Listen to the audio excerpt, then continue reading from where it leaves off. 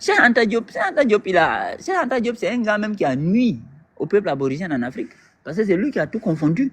Il n'a pas reconnu l'authenticité des aborigènes. C'est lui qui a introduit cette idée que les peuples nomades d'Afrique, les races nomades d'Afrique seraient des métis, qu'ils seraient beaux, harmonieux parce qu'ils sont métissés.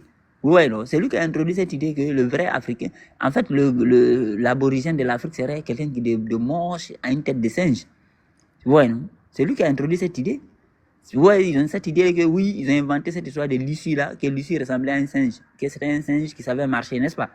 Donc, automatiquement, ils ont fait un glissement de sens pour dire que si on vient du singe, donc les originaux doivent ressembler à des singes. Ouais, non?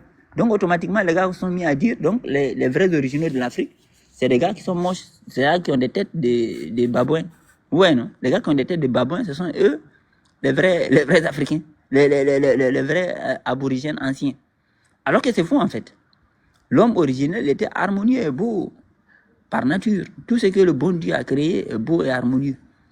Les gars qui ont des têtes de babouins là, c'est parce que c'est des hybridés, c'est des cloonés récemment. Et les cloonés en accéléré. C'est pour ça qu'ils n'ont pas de l'harmonie. Même leur esprit n'est pas harmonieux.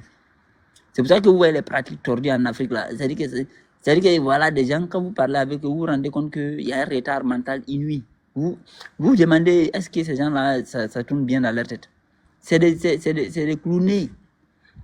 Le Dieu qui a, après le recette, qui a pris le contrôle de la planète, il a voulu créer une autre humanité. C'est en ce temps que ces gens-là sont venus sur les côtes, ils se sont infiltrés, ils se sont métissés à nous. Voilà, un autre groupe est parti aux Amériques pour aller aussi. Parce que tous les militaires qui ont envahi là, quand la guerre est finie, les Blancs par exemple, ils ont quitté l'Afrique pour retourner, non? Mais eux, ils sont restés sur le terrain.